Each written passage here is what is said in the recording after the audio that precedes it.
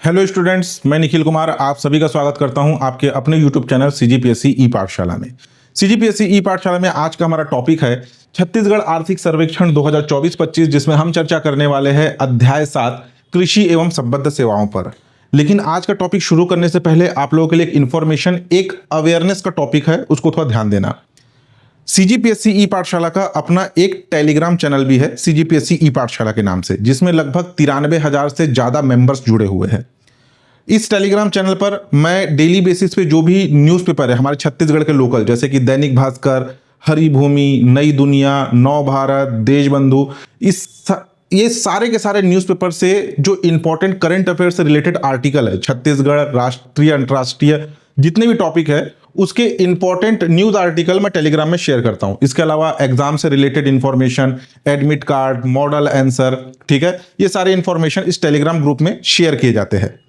लेकिन अब इस टेलीग्राम में कुछ स्कैम हो रहे हैं, और ये केवल हमारे सीजीपीएससी ई पाठशाला टेलीग्राम चैनल पे नहीं, जितने भी एजुकेशनल टेलीग्राम चैनल बने हुए, चाहे छत्तीसगढ़ के हो या भारत के किसी भी कोने के आपके एजुकेशनल चैनल क्यों ना हो, इसको टारगेट करते हुए अब कुछ डिजिटल स्कैम हो रहे हैं।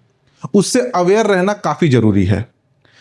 आप देखे होंगे आजकल टेलीग्राम चैनल पर नीचे तरफ एडवर्टाइजमेंट आता है पैसा इन्वेस्ट करने से रिलेटेड, और ऐसे एडवर्टाइजमेंट को रोकने का टेलीग्राम हमें कोई ऑप्शन नहीं देता। यूट्यूब की भी अपनी एक मोनेटाइजेशन पॉलिसी है, जिसे हम चाहे ऑन कर सकते हैं, ऑफ कर सकते हैं, उसके हिसाब से आपको एडवर्टाइजमेंट दिखेंगे, या फिर जो एडवर्टाइजमेंट दिखने वाले हैं उसको हम कंट्रोल कर सकते हैं।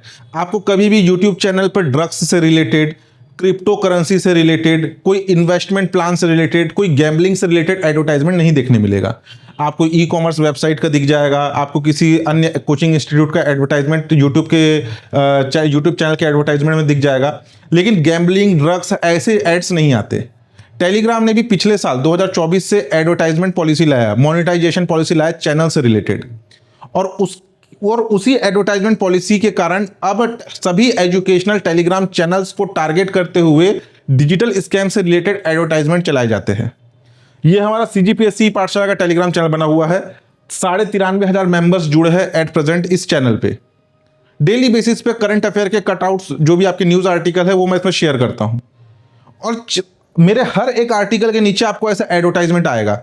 आप इन एडवर्टाइजमेंट को आसानी से पहचान सकते हैं। इसमें आपको AD ऐसा लिखा हुआ मिलेगा, यानी कि एडवर्टाइजमेंट, व्हाट्स न्यू करके लिखा हुआ मिलेगा, व्हाट्स न्यू, या ऐसे एड्स जो है अलग से आपको ग्रीन कलर के बॉक्स में दिखेंगे। उसके कॉर्नर पे एक ऐसे कट का निशान और ऐसे 3 डॉट्स बने रहते हैं। आप चाहे तो इस कट के निशान पे क्लिक करके इसको हटा सकते हैं, और सबसे बढ़िया ऑप्शन है इस 3 डॉट्स पे क्लिक करना। देखो, ये एडवर्टाइजमेंट को लेकर के आपको अवेयर इसलिए कर रहा हूं क्योंकि इसमें जो वर्डिंग यूज होता है ना, उसको थोड़ा ध्यान सुनना। मेरे सभी गरीब स्टूडेंट्स को टारगेट हो रहा है। मेरे सभी गरीब स्टूडेंट्स के लिए यह चैनल बनाया गया है, तो आप सभी मेरे कहने पर इन सर के पास 3,000 से 5,000 रुपए इन्वेस्ट करके देखिए। हमारे सभी प्रोडक्ट डिस्काउंट में मिलते हैं, click and view the post. शुरू में मुझे लगा कि मेरे चैनल को कोई टारगेट कर रहा है, लेकिन बाद में आप में से किसी एक स्टूडेंट ने मुझे भेजा कि एक मैथ्स का कोई यूट्यूब चैनल है, उनका भी टेलीग्राम चैनल है, जिसमें 1.9 मिलियन से ज्यादा उसमें मेंबर्स जुड़े हुए टेलीग्राम चैनल पे, उसमें भी सेम एडवर्टाइजमेंट आ रहा है। और आने वाले समय में छत्तीसगढ़ के अन्य कोचिंग इंस्टीट्यूट, अन्य यूट्यूब चैनल के भी टेलीग्राम चैनल पे आपको ऐसे एडवर्टाइजमेंट आएंगे, और ऐसे एडवर्टाइजमेंट को देख करके बहुत से बच्चे टेलीग्राम चैनल को छोड़ करके जा रहे हैं, टेलीग्राम चैनल से लेफ्ट हो जा रहे हैं। टेलीग्राम छोड़ करके जाना ऑप्शन नहीं है। काफी अच्छा प्लेटफॉर्म है आपका टेलीग्राम। आने वाले समय में हो सकता है कि ऐसे एडवर्टाइजमेंट से रिलेटेड वो कोई पॉलिसी लाए। अभी पिछले 1 से 1.5 महीने में लगभग 1000 से 1500 मेंबर्स टेलीग्राम चैनल को छोड़ के जा चुके हैं। अरे, ये इंफॉर्मेशन का जरिया है टेलीग्राम, जिसमें डेली बेसिस पे Chhattisgarh, national level, international level पे जो भी इंपॉर्टेंट करंट अफेयर से रिलेटेड जो टॉपिक है, उसके आर्टिकल इसमें शेयर हो रहे हैं। एग्जाम से इंफॉर्मेशन से रिलेटेड चीजें शेयर हो रही है। एक एडवर्टाइजमेंट के चक्कर में चैनल छोड़ना कोई लॉजिक नहीं बनाता। इसमें जितनी मेंबर, आप सभी ग्रेजुएटेड है, तभी गवर्नमेंट जॉब की तैयारी कर रहे हैं, तो आपको भी समझ में आना चाहिए कि कौन सा मेरे द्वारा भेजा जा रहा है या कौन सा एडवर्टाइजमेंट है। और ऐसी चीजों से घबराने से अच्छा आप ऐसी चीजों को रिपोर्ट कीजिए। जो भी एडवर्टाइजमेंट आता है उस एडवर्टाइजमेंट के ऊपर आप यहां पर देखिए 3 डॉट्स बने हुए हैं, इन 3 डॉट्स के ऊपर क्लिक कीजिए। जैसे ही 3 डॉट्स के ऊपर क्लिक करोगे आपके सामने कुछ ऐसा ऑप्शन आएगा, ये स्पॉन्सर इंफॉर्मेशन। स्पॉन्सर इंफॉर्मेशन में देखोगे तो अलग से वो टेलीग्राम चैनल का लिंक मिल जाएगा, लेकिन उस पर रिपोर्ट करने से कोई मतलब नहीं। सबसे अच्छा रिपोर्ट एड्स पे जाओ। जैसे रिपोर्ट एड्स पे क्लिक करोगे स्पैम पे जाओ, स्पैम पे क्लिक करोगे ऑटोमेटिकली वो एड आपके सामने से हट जाएगा। ऐसा नहीं कि ये परमानेंट हट जाएगा, ये भी टेलीग्राम क्या चाहता है कि ज़्यादा से ज़्यादा लोग मेरा प्रीमियम मेंबरशिप ले। मैं खुद टेलीग्राम का प्रीमियम मेंबरशिप लेके रखा हूं इस एड्स को हटाने के लिए, लेकिन प्रीमियम मेंबरशिप वो भी एनुअल, पूरे साल भर का एक साथ मैंने पेड किया हुआ है, तो भी मुझे ये एडवर्टाइजमेंट हटाने का ऑप्शन नहीं दे रहा है। अगर आप में से किसी के पास इंफॉर्मेशन हो कि ये एड्स कैसे हटा सकते हैं तो मैं हटाने को तैयार हूं। अगर टेलीग्राम ये बोल दे कि इस एडवर्टाइजमेंट को वन टाइम आप 1 लाख रुपए पे कीजिए, आपके उससे एडवर्टाइजमेंट हटा देंगे, तो मैं उसके लिए भी तैयार हूं।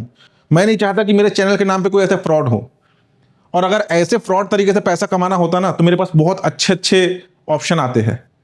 कोई कोचिंग इंस्टीट्यूट अपना कोर्स बेचना चाहता है मुझे अमाउंट पे करके, कोई अपने बुक का मार्केटिंग करवाना चाहता है, कोई मोबाइल ऐप का मार्केटिंग करवाना चाहता है। अगर आप देखेंगे तो यहाँ CGPSC पाठशाला के अलावा किसी पब्लिकेशन के बुक का ना ही एडवर्टाइजमेंट होता है, ना ही किसी बुक डिपो का एडवर्टाइजमेंट होता है, ना ही किसी कोचिंग इंस्टीट्यूट का एडवर्टाइजमेंट होता है। अच्छा खासा हैवी अमाउंट देने को तैयार है उन लोग एडवर्टाइजमेंट कराने के लिए, क्योंकि 93,000 मेंबर्स इसमें है। लेकिन मैं वैसा काम नहीं करता, और इसको हटाने के लिए भी अगर कोई पेड करने के लिए बोले तो उसको हटाने के लिए भी तैयार हूं, लेकिन ये ऑप्शन टेलीग्राम नहीं दे रहा है। तो इस चीज को अवेयर रहिए, क्योंकि एक फ्रॉड एडवर्टाइजमेंट के चक्कर में ग्रुप को छोड़ना, आपके चैनल को छोड़ना बेवकूफी है। आप इसको रिपोर्ट कीजिए, रिपोर्ट करके आप अपने साथ साथ दूसरे को भी बचा सकते हैं, और ऐसे लोगों के ऊपर जो है आपके एक्शन भी होगा। टेलीग्राम ऐसे लोगों को बैन कर देगा। ठीक है, चलिए स्पैम पे जाकर के रिपोर्ट कीजिएगा ऐसे लोगों को सबक सिखाने के लिए, और चैनल मत छोड़िए। अच्छा खासा चैनल है, आए दिन भर में जितने भी आपके करंट अफेयर के आर्टिकल है सारे इसमें शेयर होते हैं। ठीक, चलिए टॉपिक पे आते हैं, ध्यान दीजिएगा। अध्याय 7 कृषि एवं संबद्ध सेवा। कृषि एवं संबद्ध सेवा के अंतर्गत सबसे पहले कृषि, और इस कृषि के अंतर्गत हम देखेंगे फसल क्षेत्र। देखो, कृषि एवं संबद्ध सेवा के अंतर्गत हम पशुपालन, मत्स्य पालन, वनोद्योग एवं लट्ठे बनाना, ठीक है, ये सारी चीजें जो है आपके कृषि एवं संबद्ध सेवा के अंतर्गत आते हैं। लेकिन इसमें हम पढ़ रहे हैं केवल फसलें। कृषि के अंतर्गत जो फसलें हैं उस फसलों का GSDP में हिस्सेदारी वृद्धि प्रतिशत क्या रहा, ये सारे चीज को हम कवर करेंगे। फसल क्षेत्र का छत्तीसगढ़ के GSDP में वित्तीय वर्ष 2024-25 के लिए स्थिर कीमतों पर अग्रिम अनुमान। स्थिर कीमत क्या होता है, प्रचलित कीमत क्या होता है, हम पहले देख चुके हैं। स्थिर कीमत जिसकी गणना आधार वर्ष 2011-12 पर की जाती है। ठीक, और GSDP में बात हो रही है तो छत्तीसगढ़ के GSDP का आकार है 3,29,00,000 रुपए। ठीक है, लमसम जो है 3,29,00,000 रुपए छत्तीसगढ़ के GSDP का आकार है। इस 3,29,00,000 रुपए में से फसल क्षेत्र की भागीदारी है 29,72,460 लाख रुपए, लगभग 10% के आसपास। ये 29 लाख वाला आंकड़ा लास्ट का, ठीक है। 3,29,00,000 तो छत्तीसगढ़ के कुल GSDP का आकार है, उसमें से 29,72,460 लाख रुपए की भागीदारी है फसल क्षेत्र की। छत्तीसगढ़ में जो है आपके एग्रीकल्चर एक इंपॉर्टेंट इकोनॉमिक है, एक इंपॉर्टेंट अर्थव्यवस्था है। ठीक है, तो फसल क्षेत्र की भागीदारी है 29,72,460 करोड़ रुपए। अगर परसेंटेज में बात करें तो छत्तीसगढ़ के कुल GSDP का 9.67% हिस्सेदारी किसकी है, अकेले फसल क्षेत्र की है। ठीक, वृद्धि की बात करें तो पिछले वित्तीय वर्ष की तुलना में वित्तीय वर्ष 2024-25 में 4.27% की वृद्धि दर्ज की गई है। ठीक, इसे याद रखना। प्रदेश में कृषक परिवार की अगर बात की जाए तो प्रदेश में कृषक परिवारों की संख्या है 40.10 लाख। ठीक है, 40.10 लाख कृषक परिवार है। इस 40.10 लाख कृषक परिवार में से 80% लघु एवं सीमांत कृषक श्रेणी के अंतर्गत आते हैं। 80% लघु एवं सीमांत कृषक श्रेणी के अंतर्गत आते हैं। इंपॉर्टेंट है, याद रखना। ठीक है, यहां किसानों की संख्या नहीं बोल रहा है, यहां पे किसान परिवारों की संख्या, कृषक परिवारों की संख्या बोला गया है 40.10 लाख, जिसमें से सर्वाधिक जो है लघु एवं सीमांत आपके कृषक के अंतर्गत आते हैं। कृषकों की भी अलग अलग श्रेणी है, लघु कृषक, सीमांत कृषक, मध्यम कृषक, दीर्घ कृषक। तो 80% आबादी हमारे छत्तीसगढ़ में आपके लघु एवं सीमांत कृषकों की है। ठीक, नेक्स्ट देखिए, प्रदेश में किसानों की संख्या, ये भू अभिलेख वर्ष 2021 के आधार पर है। ठीक है, जो 4.11 लाख है आपके कृषक परिवार, यहां पे आपको 10 लिखा है, 11 लिखा है, इसको लेकर कंफ्यूज मत होना। ठीक है, ये 40.10 के आगे कुछ आंकड़ा होगा, उसको राउंड फिगर कर दिया है। तो प्रदेश में किसानों की संख्या भू अभिलेख 2021 के अनुसार 40.11 लाख आपके किसान हैं। उसमें से लगभग 24.34 लाख आपके सीमांत किसान है। लघु किसानों की संख्या 8.80 लाख है और दीर्घ किसानों की संख्या है आपका 6.97 लाख। तो इस प्रकार से भू अभिलेख वर्ष 2021 के अनुसार हमारे प्रदेश में सर्वाधिक सीमांत कृषक है, उसके बाद है लघु किसान और फिर सबसे कम है आपके दीर्घ किसान। ठीक, नेक्स्ट देखिए, नेक्स्ट है जैविक खेती योजना।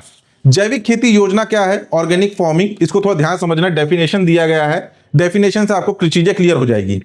जैविक खेती या ऑर्गेनिक फार्मिंग कृषि की वह विधि है जो कि संश्लेषित या रासायनिक उर्वरकों एवं कीटनाशकों के अप्रयोग, यहां पे ध्यान देना क्या लिखा है, अप्रयोग, यानी कि प्रयोग न करना, अप्रयोग या न्यूनतम प्रयोग पर आधारित है तथा जो भूमि की उर्वरा शक्ति को बनाए रखने के लिए जैव उर्वरक, जैव कीटनाशक और फल एवं सब्जी बाजार अपशिष्ट खाद जैसे ऑर्गेनिक निविष्टियों को उपलब्ध करा के मृदा स्वास्थ्य और पर्यावरण सुरक्षा को बनाए रखते हुए कृषि की उत्पादकता बढ़ाने की योजना है। जैविक खेती बढ़ावा देने हेतु वर्ष 2014 से राज्य पोषित जैविक खेती मिशन तथा 2016 से केंद्र प्रवृत्त परंपरागत कृषि विकास योजना संचालित है। अब ध्यान समझना, आज के डेट में जो फार्मिंग है, जो आपका किसानी है, किसानी के अंतर्गत जो है अब रासायनिक उर्वरक, रासायनिक खाद, रासायनिक कीटनाशकों का प्रयोग बढ़ गया है और इससे जो है फसलों की पैदावार में बढ़ोतरी तो होती है, लेकिन जब इंसान इन फसलों का उपभोग करता है तो उनके स्वास्थ्य पर भी प्रभाव पड़ता है। तो इसके लिए लाया गया आपका जैविक खेती। जैविक खेती यानी कि जो फल सब्जी बच जाते हैं या फिर जो आपके जानवरों के जो मल है जैसे कि गोबर, उससे खाद बनाया जाएगा, उसमें केचुए डाल करके खाद बनाए जाते हैं, फलों को सड़ा करके उससे खाद बनाए जाते हैं। उसी प्रकार से जैविक प्रकार से उर्वरक, फसलों की उत्पादक क्षमता बढ़ाने के लिए उर्वरक, जैविक आपके ये आ चुके हैं, कीटनाशक आ चुके हैं, जिससे मानव स्वास्थ्य पर ज्यादा प्रभाव ना पड़े। वैसे जैसे अगर आपके गोबर के खाद का उपयोग करेंगे या फल सब्जी के अपशिष्ट से बने हुए खाद का उपयोग करेंगे तो इससे मानव स्वास्थ्य पर कोई हानिकारक प्रभाव नहीं पड़ता। तो ऐसे खेती को बढ़ावा देना है। तो प्रदेश सरकार के द्वारा सबसे पहले 2014 में राज्य सरकार द्वारा पोषित यानी कि राज्य सरकार द्वारा संचालित जैविक खेती मिशन लाया गया। उसके बाद केंद्र सरकार के द्वारा 2016 में 2 साल बाद आपका परंपरागत कृषि विकास योजना, इसको याद रखना, परंपरागत कृषि विकास योजना प्रदेश में संचालित है। छत्तीसगढ़ में राज्य सरकार के द्वारा जैविक खेती मिशन कब लाया गया? 2014। और केंद्र सरकार के द्वारा परंपरागत कृषि विकास योजना कब लाया गया? 2016। ठीक, अगर हम बात करें तो हमारे प्रदेश में 5 जिले जो है ये पूर्ण रूप से जैविक जिले हैं, जहां पर जैविक उर्वरक, जैविक कीटनाशक, जैविक खाद का उपयोग करके कृषि की जाती है। कौन कौन सा है? सुकमा, बीजापुर, दंतेवाड़ा, नारायणपुर, ये 4 जिले आपके बस्तर के और एक गरियाबंद आपका रायपुर संभाग का। ठीक, ये 5 का नाम याद रखना, इससे बहुत बार का क्वेश्चन आया हुआ है कि हमारे प्रदेश में कुल कितने जिले पूर्ण रूप से जैविक जिले घोषित है, तो 5। कौन सा जैविक जिले की सूची में शामिल नहीं है? तो आपका सुकमा, बीजापुर, दंतेवाड़ा, नारायणपुर, गरियाबंद को छोड़कर के जो भी अन्य जिले का नाम होगा वो शामिल नहीं है। पूर्ण जैविक विकास खंड की बात करें तो ध्यान देना, यहां पर जो है आपका ये 5 जिला दिया हुआ है, उसका शेष 22 जिले, ये 33 जिलों के आधार पर नहीं है ना। इस 33 जिले में अगर बात करें 22 और आपका ये 5, कितना हो गया? 22, 5, 27। इसमें गोरिल्ला पेंड्रा मरवाही को भी शामिल नहीं किया है। ठीक है, जो नवगठित 5 जिले हैं वो भी छोड़ दीजिए और आपका जो गोरिल्ला पेंड्रा मरवाही बना था आपका जिला 28वां जिला वो भी शामिल नहीं है। 27 जिले को लेकर चल रहा है। 22 जिलों के एक विकास खंड में कार्यक्रम संचालित है। अभी जो नए नवगठित जिले हैं गोरिल्ला पेंड्रा मरवाही के बाद, उसमें अभी इसको लागू किया जाना बाकी है। हो सकता है प्रशासनिक प्रतिवेदन में कुछ अपडेट आया होगा तो आपको बताऊंगा। ठीक, पीजीएस प्रमाणीकरण। अब ये पीजीएस प्रमाणीकरण क्या है, इस बार नया टॉपिक ऐड हुआ था, देख लेना। पीजीएस प्रमाणीकरण यानी कि पार्टिसिपेटरी गारंटी सिस्टम। अब ये क्या है पार्टिसिपेटरी गारंटी सिस्टम? कृषकों को उनके जैविक उत्पाद का उचित मूल्य प्राप्त हो सके, इस हेतु योजना अंतर्गत पीजीएस प्रणाली के माध्यम से राज्य पोषित जैविक खेती मिशन एवं 2016 से केंद्र प्रवृत्त परंपरागत कृषि विकास योजना के अंतर्गत क्षेत्र का चयन किया जाता है और योजना अंतर्गत 2024-25 के लिए चयनित कुल रकबा है 12,200 हेक्टेयर और लाभान्वित किसान है 21,924 कृषक। तो ये दो आंकड़े याद रखना।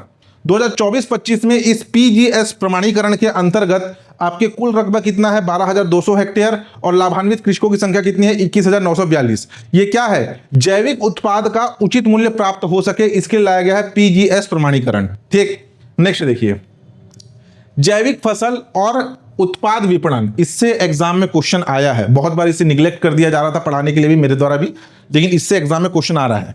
बाकी जो हमारा आर्थिक सर्वेक्षण का बुक है उसमें ये काफी पहले से टॉपिक मैं कवर करते आ रहा हूं और इससे क्वेश्चन पूछा भी गया है। निम्नलिखित में से कौन सा एक जैविक फसल का ब्रांड नहीं है? जैसे कि चांगरो राइस बलरामपुर में इसका उत्पादन होता है, उसके बाद बांसा झाल राइस सरगुजा, मैकाल्स नेचर्स कबीरधाम, आगर जैव उत्पाद मुंगेली, आरुक जैविक Rajnandgaon, Rudra organic Dhamtari, Panchtatva Kondagaon, Aadim brand Dantewada, Bastar natural Bastar, Kelo brand Raigarh, Shivnath organic Durg, Raipur organic Raipur, Balod organic Balod, Jashpur agro fresh Jashpur. जिसमें से मेरे हिसाब से एक बार जो है आपका आगर, पंचतत्व, आदिम और शायद आरुग ये आए हुए हैं एग्जाम में, है ना। और अगर जैविक फसलों की बात करें तो राज्य में धान की सुगंधित किस्में किसकी? जैविक फसलों की। बासमती, बादशाह भोग, दुबराज, पूसा सुगंध, जवा फूल, मोतीचूर, जीरा फूल, तुलसी मंजरी, काली कमोद, लोकटी माछी, काली गिलास और आपके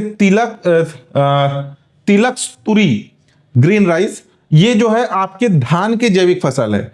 मक्का एवं लघु धान्य फसलें की बात करें, कोदो कुटकी, रागी, सवा, कोसरा आदि। दलहन तिलहन की बात करें तो अरहर, अरहर के जो है आपके LRG41, उड़द की PU31, मूंग की SML 668, कुल्थी, तिल जैविक की इसमें जो है इन फसलों पर जैविक खेती की जा रही है प्रदेश में। ठीक है, नेक्स्ट देखिए, नेक्स्ट है राष्ट्रीय कृषि कर्मण पुरस्कार 2020-21। ये कृषि कर्मण पुरस्कार भले पुराना है लेकिन इससे क्वेश्चन पूछे जाने की संभावना हमेशा एग्जाम में बने रहती है।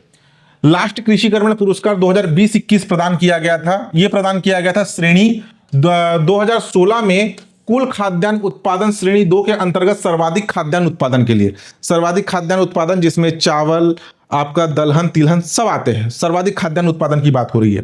ठीक है, तो 2016-17 के लिए 2020-21 में राष्ट्रीय कृषि कर्मण पुरस्कार प्रदान किया गया था छत्तीसगढ़ को। छत्तीसगढ़ को प्रथम पुरस्कार प्रदान किया गया, 5 करोड़ की राशि प्रदान की गई। ये लास्ट राष्ट्रीय कृषि कर्मण पुरस्कार मिला था छत्तीसगढ़ को। छत्तीसगढ़ राज्य शासन को अब तक 5 बार कृषि कर्मण पुरस्कार अलग अलग क्षेत्र में प्राप्त हुआ है। धान के उत्पादन हेतु अब तक 3 बार कृषि कर्मण पुरस्कार मिला है, 2010-11, 12-13, 13-14, 10-11, 12-13, 13-14। ठीक, दलहन उत्पादन के लिए दाल, इसके लिए जो है 2014-15 में कृषि कर्मण पुरस्कार मिला और लास्ट खाद्यान्न उत्पादन हेतु 2016-17 का कृषि कर्मण पुरस्कार मिला है छत्तीसगढ़ को। अब तक 5 कृषि कर्मण पुरस्कार मिले जिसमें सर्वाधिक 3 बार धान के लिए मिला है। प्रश्न पूछा जाएगा निम्नलिखित में से कौन सा एक वर्ष धान कृषि कर्मण पुरस्कार से संबंधित नहीं है? तो 2010-11, 12-13, 13-14 ये संबंधित नहीं है। थोड़ा सा फास्ट पढ़ा रहा हूं क्योंकि ये कृषि एवं संबद्ध सेवा वाला जो टॉपिक है ये काफी बड़ा है। इकोनॉमिक सर्वे का सबसे बड़ा टॉपिक है ये कृषि कर्मण आपका कृषि एवं संबद्ध सेवा वाला टॉपिक, इसलिए थोड़ा सा फास्ट बोल के पढ़ा रहा हूं।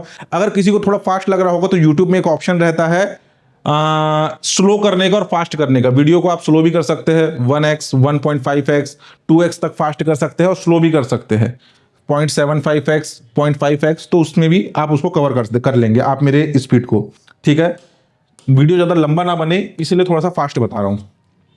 मिट्टी प्रशिक्षण प्रयोगशाला। हमारे छत्तीसगढ़ में 11 मंडियों में क्रमशः बेमेतरा, बालोद, राजनांदगांव, रायगढ़, रायपुर, बलौदाबाजार, महासमुंद, दुर्ग, बिलासपुर, पहले जांजगीर चांपा में शामिल था, अलग से शक्ति जिला, रामानुजगंज, बलरामपुर में मिट्टी प्रशिक्षण प्रयोगशाला संचालन की अनुमति दी गई है। इसके अतिरिक्त 111 मिनी मिट्टी प्रशिक्षण प्रयोगशाला है, यानी कि मिट्टी का परीक्षण करके, यानी कि वो उस मिट्टी की उर्वरक क्षमता कितनी है, उसमें कौन सा खाद उपयोग किया जाना चाहिए, कौन से फसल के लिए उपयोगी है, ये सारा चीज उसका परीक्षण करके बताया जाता है ऐसी प्रयोगशालाओं में। ठीक। आदर्श मंडी का कॉन्सेप्ट क्या है? आदर्श मंडी यानी कि एक कृषि मंडी जिसमें जो कि एक आदर्श हो, उसमें सब प्रकार की व्यवस्था हो। उस कृषि मंडी के अंतर्गत बैठने के लिए, जो अपना कृषि उपज बेचने के लिए आए हैं मंडी में, उनके बैठने के लिए चबूतरा हो, आसपास साफ सफाई हो, वहां पर जो है डस्टबिन रखा हो, वहां पे पानियों की निकासी के लिए नालियां बनी हो, उस मंडी में एंट्रेंस के लिए और बाहर जाने के लिए अलग अलग मार्ग हो, तो इसे जो कहा जाता है आदर्श मंडी। हमारे प्रदेश में 5 आदर्श मंडी की स्थापना की गई है। कौन कौन से है? धमतरी, कवर्धा, कुरुद, मुंगेली और राजनांदगांव। ये हमारे प्रदेश के 5 आदर्श मंडी है। ठीक। नेक्स्ट देखिए, नेक्स्ट है राष्ट्रीय कृषि बाजार, ई नाम। ये काफी इंपॉर्टेंट है, इसमें इस बार अपडेट आया है। ई नाम क्या है? राष्ट्रीय कृषि बाजार ई नाम एक राष्ट्रीय स्तर की इलेक्ट्रॉनिक प्लेटफॉर्म आधारित बाजार है। इलेक्ट्रॉनिक प्लेटफॉर्म आधारित बाजार, जिसे भारत सरकार के कृषि मंत्रालय ने विकसित किया। इसका उद्देश्य देश के विभिन्न राज्यों में स्थित कृषि उपज मंडियों को इंटरनेट के माध्यम से जोड़कर एकीकृत राष्ट्रीय कृषि उपज बाजार, नाम नेशनल एग्रीकल्चर मार्केट, बनाना है। नाम का full form national agriculture market. अब देखिए इसमें क्या होता है कि जैसे मान लीजिए हमारे छत्तीसगढ़ में धान की पैदावार ज्यादा है, और छत्तीसगढ़ में धान की पैदावार ज्यादा है, लेकिन यहां के किसान को उसकी कृषि उपज का उचित मूल्य नहीं मिल पा रहा। वहीं पर अगर हम बात करें तो धान का डिमांड गुजरात में ज़्यादा है। ठीक है, धान का डिमांड गुजरात में ज़्यादा है, और यहाँ छत्तीसगढ़ में पैदावार ज़्यादा है, लेकिन किसान के पास जो उसकी जो कृषि उपज है उसका उचित मूल्य, उसका उचित लागत नहीं मिल पा रहा है। तो इसके लिए लाया गया आपका ई नाम का कॉन्सेप्ट, राष्ट्रीय कृषि बाजार का कॉन्सेप्ट। छत्तीसगढ़ के कृषि मंडियों को चयनित किया गया, चयनित करके वहां पे जो भी अपने फसल को या जो भी अपने कृषि उपज को बेचने के लिए लाएगा, उसके जो आपके अमाउंट है, उसका जो कीमत है, उसको अपलोड किया जाएगा राष्ट्रीय कृषि पोर्टल ई नाम में। यानी कि छत्तीसगढ़ के कृषि उपज का मूल्य गुजरात में बैठा, महाराष्ट्र में बैठा, उत्तर प्रदेश में बैठा, झारखंड में बैठा, केरल में बैठा, दिल्ली में बैठा भी एक व्यापारी देख सकता है, और उसे अगर उस चीज की जरूरत है, उसके हिसाब से अगर कीमत है, तो वो डायरेक्ट ऑनलाइन उसको खरीद करके बाद में आकर के इसे ट्रांसपोर्टिंग के माध्यम से ले जा सकता है। यानी कि किसानों को उनके कृषि उपज का उचित मूल्य मिल सके, इसके लिए एक नेशनल लेवल का प्लेटफॉर्म बनाया गया है, ताकि छत्तीसगढ़ के किसानों से उनके कृषि उपज दूसरे राज्य के भी आपके व्यापारी ले सके। हमारे प्रदेश में ध्यान देना, इसका उद्देश्य क्या है? कृषि उपजों की खरीदी बिक्री, कृषक और व्यापारियों के मध्य बिचौलियों के हस्तक्षेप को कम करना। ठीक है, उनके हस्तक्षेप को कम करना इसका मुख्य उद्देश्य है। कई बार क्या होता है कि किसानों से कम कीमत पर जो व्यापारी है, मतलब बिचौलिए जो मीडिएटर है, कम कीमत पर किसानों से लेकर के दूसरे राज्य के व्यापारियों को ज्यादा कीमत पर बेचते हैं। इससे किसानों को उनके कृषि उपज का सही लाभ नहीं मिल पाता। तो ये एक काफी अच्छा प्लेटफॉर्म है, राष्ट्रीय कृषि बाजार। अब ध्यान देना, देश के लगभग 585 कृषि उपज मंडियों को राष्ट्रीय कृषि बाजार से जोड़ना इसका लक्ष्य है। हमारे छत्तीसगढ़ में 20 कृषि मंडियों को राष्ट्रीय कृषि बाजार से जोड़ने के लिए चिन्हित किया गया है। पहले इसकी संख्या 14 थी, अब इसकी संख्या हो गई है 20। इंपॉर्टेंट है, याद रखना। 3 चरण में जोड़े गए थे आपके 14 कृषि बाजार, उसके बाद लास्ट जुड़ा है आपका चतुर्थ चरण में टोटल 6। देखिए पहले चरण में जुड़ा राजनांदगांव, कवर्धा, भाटापारा, कुरुद, नवापारा। ये आपका 19/10/2016 में प्रथम चरण में इन मंडियों को जोड़ा गया। उसके बाद दूसरे चरण में रायपुर, दुर्ग, धमतरी, बिलासपुर, जगदलपुर, और तीसरे चरण में राजिम, बालोद, मुंगेली, रायगढ़। ये द्वितीय और तृतीय चरण में 2017 में इन मंडियों को जोड़ा गया था। उसके बाद चतुर्थ चरण में कांकेर, सरायपाली, बेमेतरा, कटघोरा, अंबिकापुर, जशपुर। 2023 मार्च 2023 में इन 6 मंडियों को जोड़ा गया। इस प्रकार से अगर प्रश्न पूछा जाएगा तो राष्ट्रीय कृषि बाजार ई नाम के अंतर्गत हमारे प्रदेश को कुल कितने आपके कृषि उपज मंडियों को जोड़ा गया है? तो टोटल 20 कृषि उपज मंडियों को जोड़ा गया है। ठीक है, इंपॉर्टेंट है, याद रखना। नेक्स्ट देखिए, नेक्स्ट है किसान उपभोक्ता उपमंडी प्रांगण। अब ये क्या है? इसे किसान उपभोक्ता बाजार भी कहा जाता है। उद्देश्य, बिचौलिए तंत्र को समाप्त कर कृषक अपने कृषि उपज सीधे उपभोक्ताओं को विक्रय कर सके। राष्ट्रीय कृषि बाजार से ही मिलता जुलता कॉन्सेप्ट है राज्य स्तर पर। ध्यान देना, प्रदेश में किसान उपभोक्ता उपमंडी प्रांगण अधिसूचित है टोटल 9, जिसमें क्रय विक्रय प्रारंभ हो चुका है धमतरी में 2017 से, राजनांदगांव में 2020 से, और आपका बेमेतरा में मार्च 2020 से। लोकार्पण हो चुका है रायपुर के नया और पुराना मंडी 2019 से। कार्यवाही प्रक्रियाधीन है बिलासपुर, बरमकेला, चिखली, रायगढ़ में, और कार्यवाही प्रगतिरत है बैकुंठपुर में। उतना इंपॉर्टेंट नहीं है, बस याद रखना कितना अधिसूचित है 9। इंपॉर्टेंट क्या है? राष्ट्रीय कृषि बाजार, जिसमें टोटल 20 कृषि उपज मंडी शामिल है। 4 चरण में जोड़ा गया है टोटल 20 को। पहले जो है 16 थी संख्या, पहले 14 थी, अब बढ़ करके 20 हो गई है। ठीक, नेक्स्ट देखिए, नेक्स्ट है किसान शॉपिंग मॉल। काफी पुराना आपका ट्रेडिशनल क्वेश्चन इससे पूछा जाता है। कृषि संबंधित विभिन्न चीजों की दुकानें जैसे खाद, बीज, कीटनाशक दवा, कृषि उपकरण समेत किसानों के काम में आने वाली अन्य वस्तुओं को एक ही छत के नीचे उपलब्ध कराने के लिए किसान शॉपिंग मॉल खोला गया। प्रदेश का पहला किसान शॉपिंग मॉल राजनांदगांव जिले में वर्ष 2019 से संचालित है। जैसे कि एक शॉपिंग मॉल होता है, शॉपिंग मॉल में आपको खाने पीने की भी चीजें, राशन सामग्री, कपड़े लत्ते, यानी कि आपके रोजमर्रा की जो भी चीज जरूरत की चीजें है वो सारा आपको शॉपिंग मॉल में मिल जाएगा। सेम कॉन्सेप्ट पे लाया गया आपका किसान शॉपिंग मॉल। किसान की जरूरत की चीजें, एक तो खाद है, बीज है, उर्वरक है, इसके अलावा किसान में जो आपकी कृषि में काम में लाने वाले जो कृषि उपकरण है, ट्रैक्टर के पार्ट्स है, ये सभी के सभी उन्हें किसान शॉपिंग मॉल में एक ही जगह मिल जाएंगे उचित कीमत पर। ठीक, नेक्स्ट है आपका फसलों का रकबा व उत्पादन 2023-24। अब ये मत बोलना कि सर आर्थिक सर्वेक्षण 2024-25 लिखा है और इसमें आंकड़े 2023-24 का दिया है। ये जो है डाटा 23-24 का ही इसमें पढ़ना है। ठीक है, एक साल पहले का डाटा आता है। अब इसमें ना थोड़ा सा ये जो ये दिया है जो क्रम, ये क्रम को करेक्ट करना है, थोड़ा ध्यान देना। फसलों के अंतर्गत क्षेत्र 1000 हेक्टेयर में, यानी कि कितने हेक्टेयर क्षेत्र में कौन से कृषि उपज को बोया गया, जैसे कि धान, गेहूं, मक्का, ये सारी चीजों की बात हो रही है। मेन ध्यान देना यहां पर टेबल पे। धान का रकबा रहा 43-48 हजार हेक्टेयर में, चना का रहा 253 हजार हेक्टेयर में, गेहूं का रकबा रहा 150 हजार हेक्टेयर में, लाख या जिसे तिवड़ा भी कहा जाता है 149 हजार हेक्टेयर में, मक्का का रकबा रहा 133 हजार हेक्टेयर में। ठीक है, हजार हेक्टेयर बात हो रही है, यानी कि इतने हजार हेक्टेयर में इन कृषि उपजों को जो है बोया गया इतने क्षेत्र में। अब यहां पर ना क्रम में थोड़ा मेरे से गलती हुआ है। ठीक है, देखो मैं भी इंसान हूं, कहीं कहीं पे मेरे से भी टाइपिंग में ह्यूमन एरर हो जाते हैं। 2-3 जगह है, एक तो आपकी कृषि वाले चैप्टर में और एक आपका खनिज वाले चैप्टर में। खनिज वाले चैप्टर में एक जगह करेक्शन है और एक जगह अपडेट है, वो अपडेट भी कराऊंगा आप लोगों को, और एक RCT वाला है। ठीक है, ग्रामीण वाले टॉपिक में है एक। ये 3 जगह पे करेक्शन है जिसको करवाना है मुझे। देखो इसका जो क्रम है ना, ये क्रम आप टेबल के उस पे कीजिए, यानी कि पहले नंबर पर धान, दूसरे नंबर पर चना, तीसरे नंबर पर गेहूं, चौथे नंबर पर लाख और 5वें नंबर पर मक्का।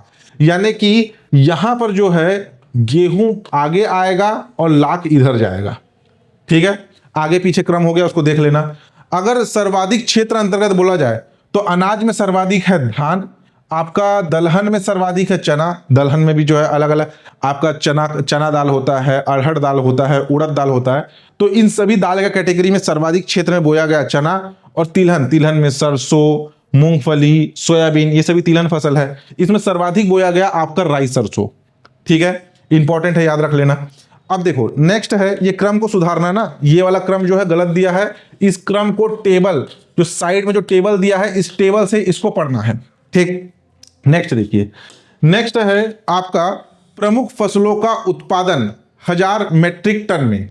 यहां पर देखिए सबसे ज्यादा उत्पादन धान का हुआ 11,048, सेकंड नंबर पर है मक्का 418,000 मीट्रिक टन, थर्ड नंबर पर है गेहूं 210,000 मीट्रिक टन, फोर्थ नंबर पर है चना 209,000 मीट्रिक टन, फिर है आपका गन्ना 160 मीट्रिक टन, उसके बाद है आपका लाख या तिवड़ा 98 मीट्रिक टन।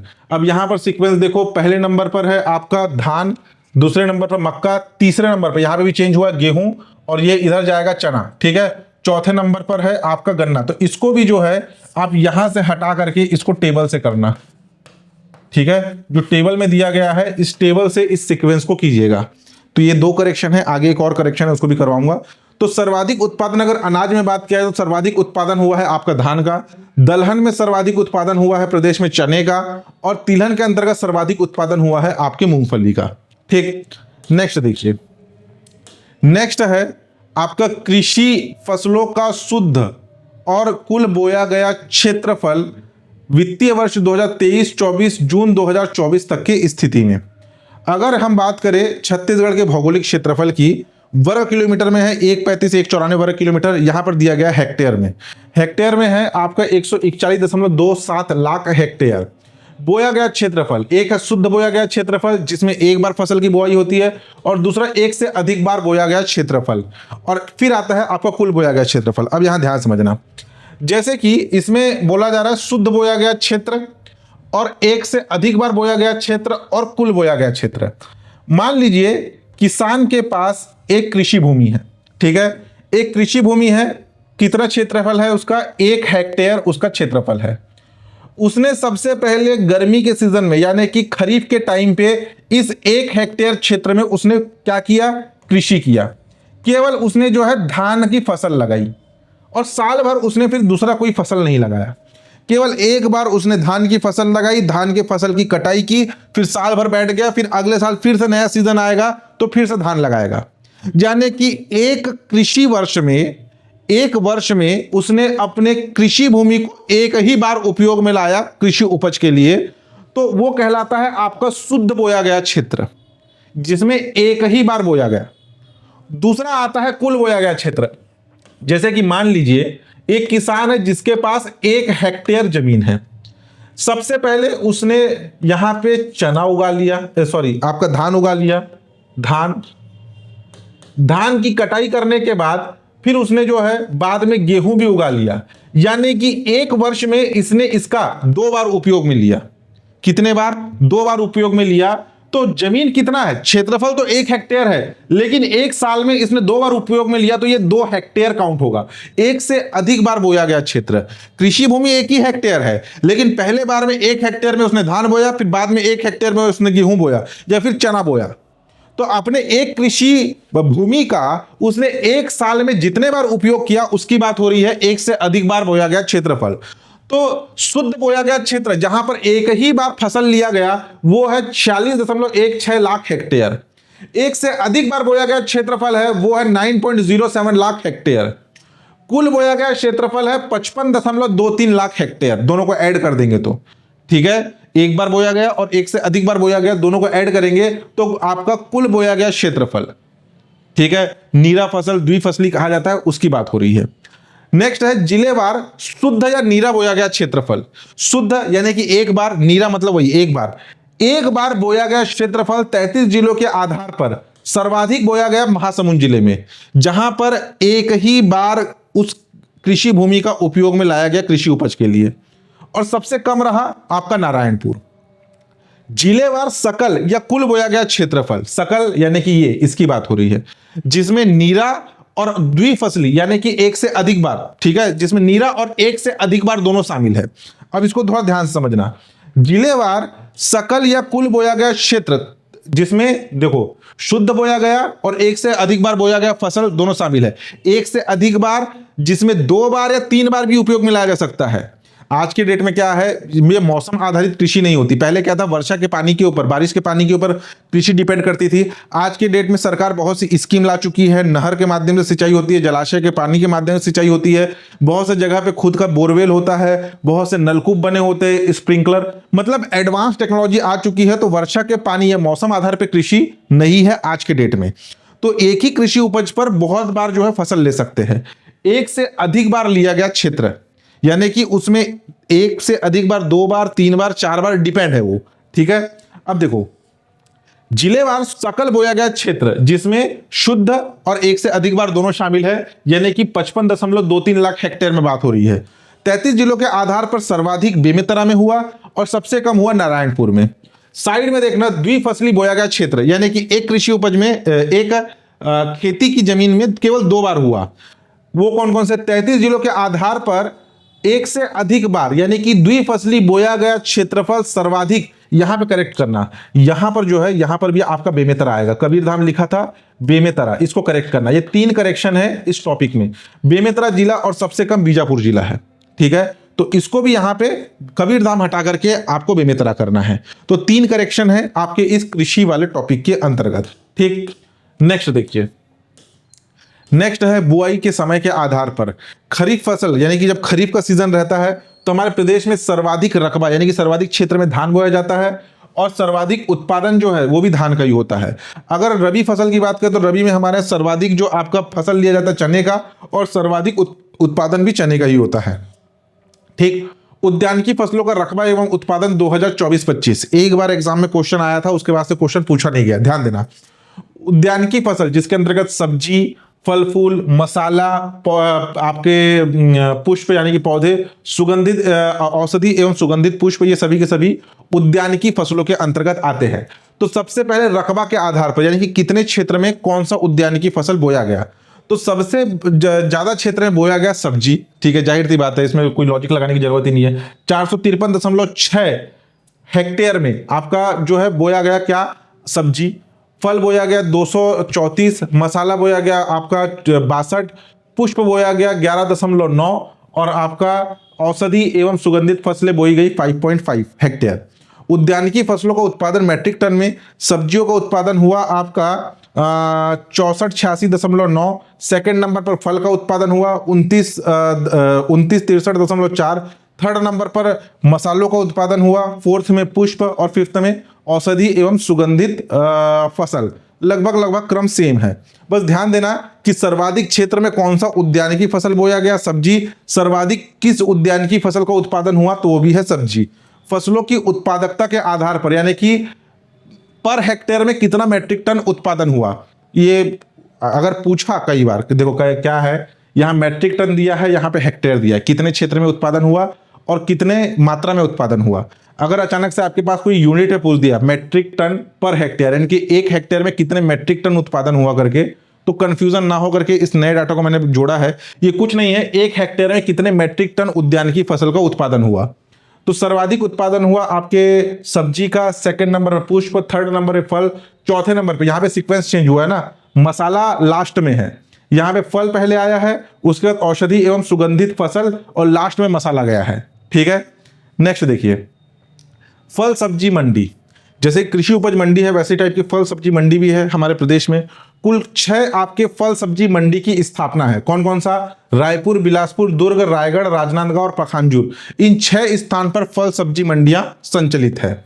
नेक्स्ट है जल संसाधन, केंद्रीय भूजल बोर्ड रिपोर्ट प्रदेश में, ठीक है, इसमें भी एक अपडेट आया है और ये अपडेट मैंने करंट अफेयर में कवर कराया था, करंट अफेयर भी कवर कराया है और हमारा जो छत्तीसगढ़ करंट अफेयर 2025 वस्तुनिष्ठ प्रश्न संग्रह के साथ, उसमें भी ये रिपोर्ट वाले सेक्शन पे डाटा अपडेट हुए हैं।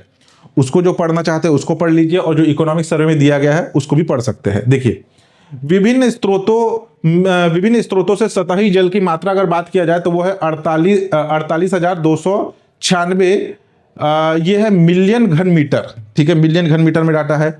जल उपयोग में लाया जा रहा है 48,000 में से 41,720 मिलियन घन मीटर जल उपयोग में लाया जा रहा है। भूगर्भिक जल की मात्रा है यानी कि जमीन के नीचे जो बोर के माध्यम से हम पानी लाते हैं 11,630 मिलियन घन मीटर जो है ये भूगर्भिक जल की मात्रा है, ठीक है, जिसमें से आपका 49.50 उपयोगी है। भूजल सुरक्षित क्षेत्र वर्ष 2017 के आकलन के अनुसार 116 विकासखंड, 146 में से 116 विकासखंड जो है सुरक्षित श्रेणी में है। आंशिक रूप से संकटपूर्ण श्रेणी में 24 विकासखंड है और पूर्णतः संकटपूर्ण श्रेणी में 6 विकासखंड है, ठीक है। और जो एक नया रिपोर्ट आया है वो आपको छत्तीसगढ़ करंट अफेयर्स की बुक के चैप्टर रिपोर्ट है ना, रिपोर्ट वाले सेक्शन जो है आपका इंडेक्स में देखिएगा रिपोर्ट, उस रिपोर्ट वाले सेक्शन में इसका कुछ नया डाटा उसमें ऐड किया गया है, ठीक है।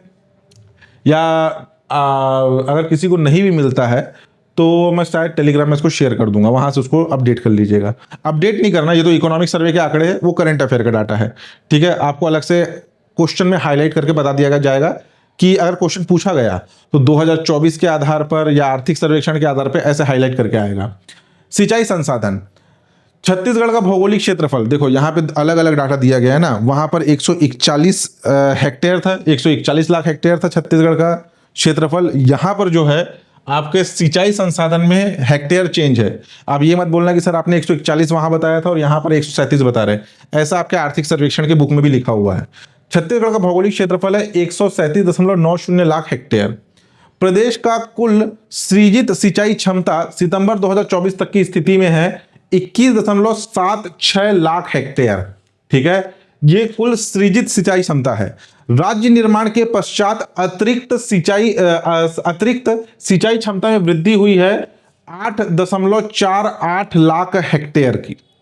प्रदेश की कुल सिंचाई प्रतिशत है 39.27%। समस्त सिंचाई स्रोतों से सिंचाई सुविधा उपलब्ध है 35%। ठीक है, अब ये है क्या, ध्यान समझना।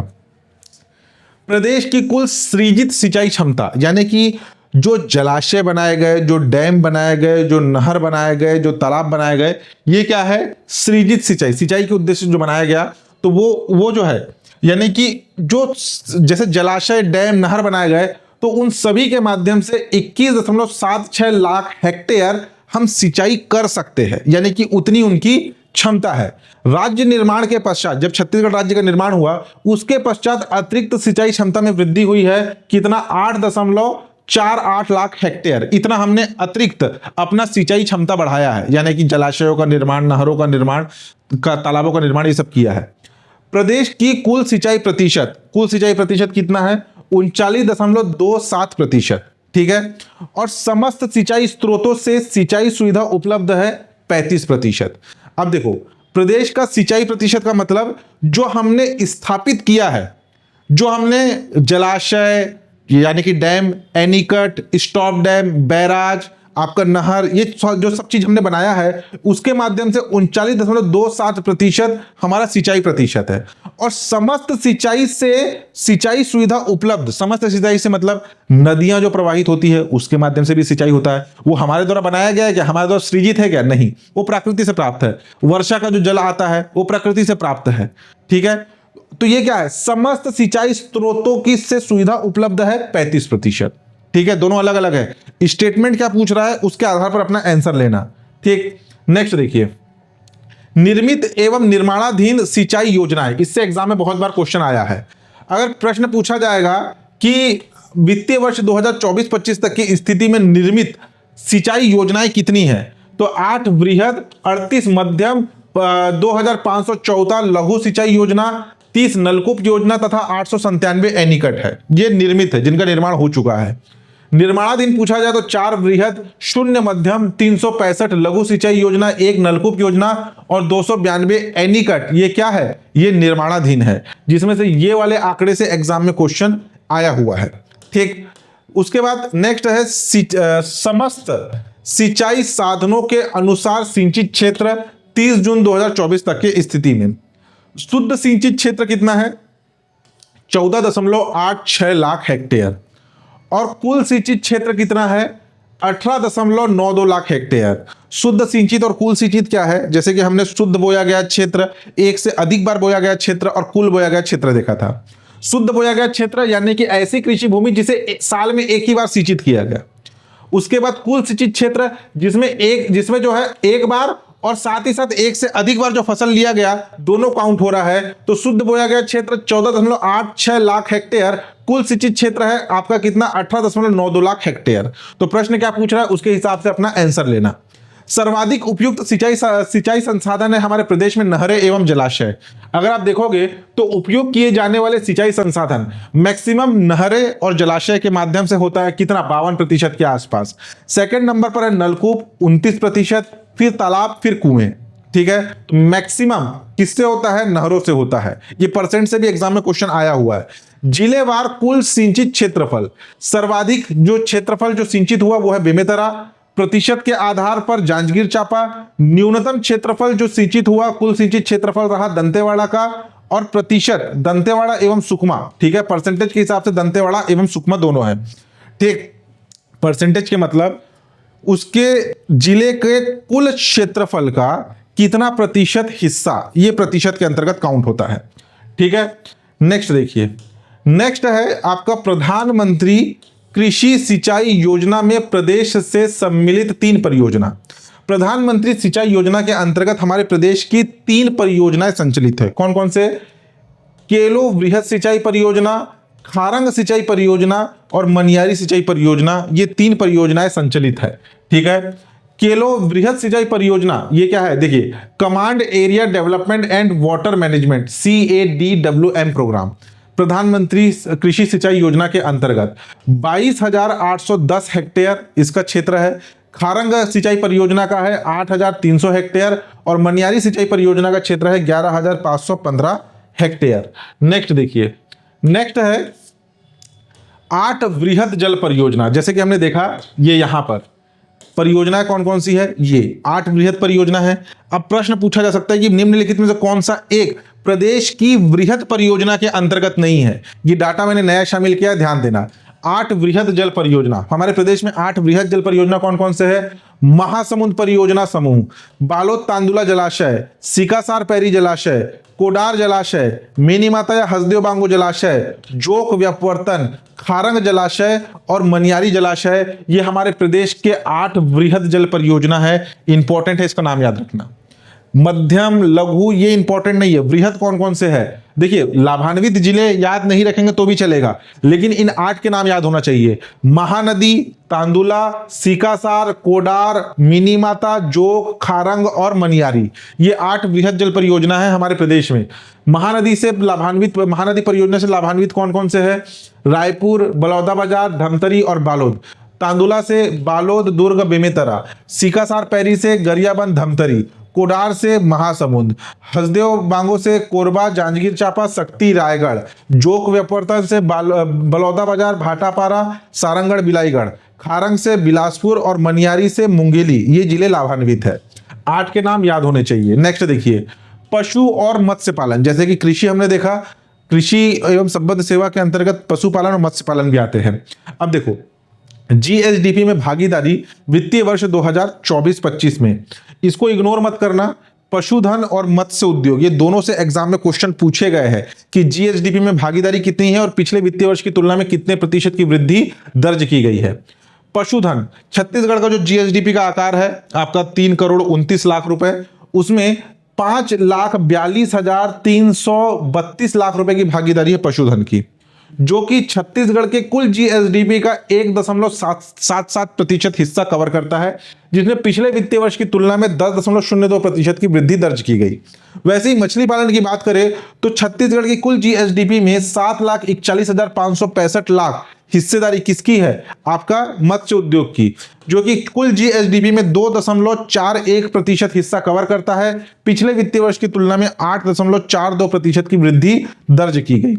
अब मछली पालन से रिलेटेड कुछ इंपॉर्टेंट फैक्ट है, वो ध्यान देना। मछली पालन, हमारे प्रदेश में उपलब्ध जल स्रोतों की कुल संख्या है 1,29,039। ये इतने कुल जल स्रोत है। जल स्रोत यानी कि तालाब, जलाशय, जहां पे मछली पालन हो सकते हैं। मतलब जल स्रोत है जहां पे पानी का जमाव है, पानी का भराव है। तो 1,29,039 जल स्रोत है। प्रदेश में उपलब्ध कुल जल क्षेत्र 2.032 लाख हेक्टेयर, यानी कि 2.032 लाख हेक्टेयर में जल क्षेत्र है। ठीक है, ये संख्या है और ये हेक्टेयर में है। ठीक है, संख्या कितनी है? 1,29,039। इतनी संख्या में जल स्रोत है, जो कि छत्तीसगढ़ के कुल भूभाग का 2.032 लाख हेक्टेयर कवर करता है जल स्रोत। ठीक, मछली पालन के अंतर्गत विकसित जल स्रोत की बात करें तो 1.976 लाख हेक्टेयर। उपलब्ध जल स्रोत कितना है? 2.032, जिसमें से 1.976 लाख हेक्टेयर ये है आपका मछली पालन के लिए उपयोग में लाया जाता है। उपलब्ध जल स्रोत का 97.24%।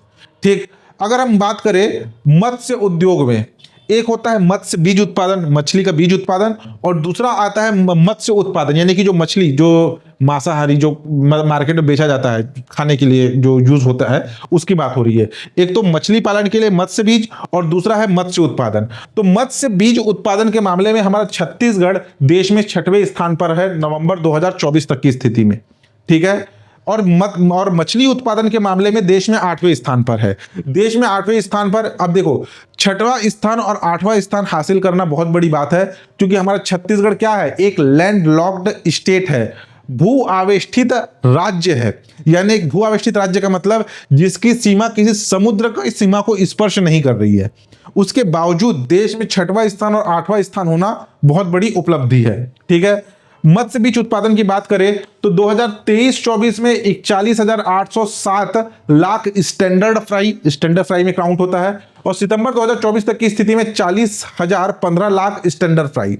मत्स्य उत्पादन की बात करें तो 2023-24 में 7.30 लाख मैट्रिक टन मछली का उत्पादन हुआ, और आपके सितंबर 2024 तक की स्थिति में 3.90 लाख मैट्रिक टन मत्स्य उत्पादन हुआ है, ठीक। नेक्स्ट देखिए, नेक्स्ट है बकरी प्रजनन प्रक्षेत्र। बकरी प्रजनन प्रक्षेत्र हमारे प्रदेश में 2 स्थान पर है, रायपुर के सरोरा में, कबीरधाम के रामपुर या ठाठापुर में आपके बकरी प्रजनन प्रक्षेत्र है। सूकर प्रजनन प्रक्षेत्र टोटल आपके 3 स्थान पर है, आपके सरगुजा के सकालो में, बस्तर के परचनपाल में, और एक प्रस्तावित है, अभी प्रस्तावित है जशपुर जिले के कुनकुरी में। एक है आपका 20वीं पशु संगणना 2019, जैसे कि इंसानों की जनगणना होती है वैसे पशुओं की भी जनगणना होती है। ये 20वीं पशु संगणना है, अभी 21वां आने वाला है, जबकि हमारे देश का 16वां जनगणना अभी तक नहीं हुआ है। हर 10 साल में जनगणना होता है। 10 साल वाला दार्शनिक जनगणना 2011 में हुआ था, उसके बाद 2021 में होना था, कोरोना काल के कारण ठंडे बस्ते में चला गया। अब नया आया है कि जो 16वीं जनगणना है ये अगले साल आपके 2026 में, मेरे हिसाब से अगस्त या अक्टूबर में स्टार्ट होगा, ऐसा कहा जा रहा है। फिर वो उसको आने में 1 साल और लगेगा, जबकि 20वीं पशु संगणना 2019 में हुआ था, अब 2025 में 21वां होने वाला है। इसके डाटा आने वाले मेरे हिसाब से दिसंबर तक आ जाएगा। तो गौवंशीय पशु गाय, उनकी संख्या हमारे छत्तीसगढ़ में है 99.84 लाख। भैंस वंशीय पशुओं की संख्या है 11.75 लाख। बकरे बकरियों की संख्या है 40.05 लाख। सूकर की संख्या है 5.27 लाख। आपके कुक्कुट और बतख की संख्या है 187.12 लाख, और कुल छत्तीसगढ़ का पशुधन है 1.59 करोड़ छत्तीसगढ़ का कुल पशुधन है, ठीक। अब नेक्स्ट देखिए, कृषि संबंधित महत्वपूर्ण योजनाएं। इन योजनाओं से एग्जाम में प्रश्न आ सकता है, एडीओ एग्जाम में। सूक्ष्म सिंचाई योजना, सबसे पहला चीज कि योजना किससे संबंधित है? स्प्रिंकलर, ड्रिप और टपक सिंचाई, प्रत्येक बूंद से अधिक फसल लेना इस आपके सिंचाई का मुख्य उद्देश्य है। कम पानी का उपयोग करके अधिक क्षेत्र सिंचित करना। इसमें क्या है, स्प्रिंकलर, आप जो है कई बार जैसे सड़क किनारे आप जो खेती की जमीन रहती है वहां पे देखे होंगे ऐसे स्प्रिंकलर बने होते हैं, ऐसे लंबे ऊंचे में, यहां से पानी दूर दूर तक ऐसे छिटका मारता है ऐसे, ठीक है। तो एकदम छोटे छोटे बूंद जो है काफी दूर दूर तक फैलाया जाता है, तो वही है आपका स्प्रिंकलर। दूसरा है ड्रिप एवं टपक सिंचाई, बूंद बूंद के माध्यम से सिंचाई, तो पानी के हर एक बूंद का उपयोग सिंचाई के लिए किया जा सके, कम पानी का उपयोग करके अधिक क्षेत्र सिंचित करना सूक्ष्म सिंचाई योजना का मुख्य उद्देश्य है। इसमें जो है अनुदान दिया जाता है, स्प्रिंकलर स्थापना के लिए इसमें अनुदान दिया जाता है लघु सीमांत कृषकों को 70%, जिसमें 33% केंद्र का अंश होगा और 37% जो है राज्य का अंश होगा। इसके अलावा अन्य किसानों को, मध्यम और दीर्घ किसानों को 50%, 27% केंद्र सरकार देगी, 23% राज्य सरकार देगी स्प्रिंकलर स्थापना के लिए सूक्ष्म सिंचाई योजना के अंतर्गत। नेक्स्ट देखिए, किसान समृद्धि योजना। किसान समृद्धि योजना क्या है? ये नलकूप की स्थापना है, ठीक है। ये मुख्य रूप से वृष्टि छाया प्रदेश के लिए है। वृष्टि छाया प्रदेश का मतलब जैसे कि ये हमारा छत्तीसगढ़ है, ठीक है। ये जो है हमारा छत्तीसगढ़ राज्य है। छत्तीसगढ़ राज्य में यहां पर मैकाल पर्वत श्रेणी है, ये मैकाल पर्वत श्रेणी। तो जो दक्षिण पश्चिम मानसून है वो दक्षिण पश्चिम मानसून यहां से आता है, ठीक है, बस्तर की खाड़ी वाली शाखा, और दूसरा आता है अरब सागर वाली शाखा। तो जो अरब सागर वाली शाखा है वो जो है आपके मैकाल पर्वत श्रेणी को पार नहीं कर पाती। इधर से जो आपके बंगाली खाड़ी वाली शाखा जो आती है वो वर्षा करते हुए तो आती है, लेकिन मैकाल पर्वत के नीचे जो आपके जिले हैं जैसे कि कबीरधाम हो गया, आपका खैरागढ़, छुईखतन, गंडई, राजनांदगांव, मोहिला, मानपुर, अंबागढ़ चौकी, जो मैकाल पर्वत श्रेणी से लगे हुए हैं, वहां पर्याप्त मात्रा पर वर्षा का पानी नहीं पहुंच पाता। अरब सागर वाली शाखा का जो पानी है वो नहीं पहुंच पाता। तो ये जिलों को कहा जाता है वृष्टि छाया जिले। तो इन जिलों में जो है वर्षा या मौसम आधारित कृषि के स्थान पर यहां पर नलकूपों की स्थापना की जाती है। भूजल को का नलकूपों के द्वारा समुचित उपयोग कर उत्पादनता में वृद्धि करना, यानी कि बोर करवा करके जमीन से पानी निकाल करके कृषि भूमि को सिंचित करना है। ठीक है। अनुदान, इसमें नलकूप अनुदान प्लस पंप प्रति स्थापित राज्य, देखिए ये जो योजना है ये राज्य सरकार के द्वारा चलाई जा रही है, राज्य पोषित योजना है। इसमें नलकूप खुदवाने के लिए अनुदान और उसमें पंप स्थापना करने के लिए भी अनुदान दिया जाता है। अनुसूचित जाति जनजाति वर्ग को 43,000 रुपए, अन्य पिछड़ा वर्ग को 35,000 रुपए, जनरल कैटेगरी को आपका 25,000 रुपए का अनुदान दिया जाता है नलकूप अनुदान और पंप प्रतिस्थापित करने के लिए। ठीक। नेक्स्ट देखिए, नेक्स्ट है राष्ट्रीय उद्यानिकी मिशन। राष्ट्रीय उद्यानिकी मिशन जो कि 10वीं पंचवर्षीय योजना के अंतर्गत 2005-6 में लाया गया था।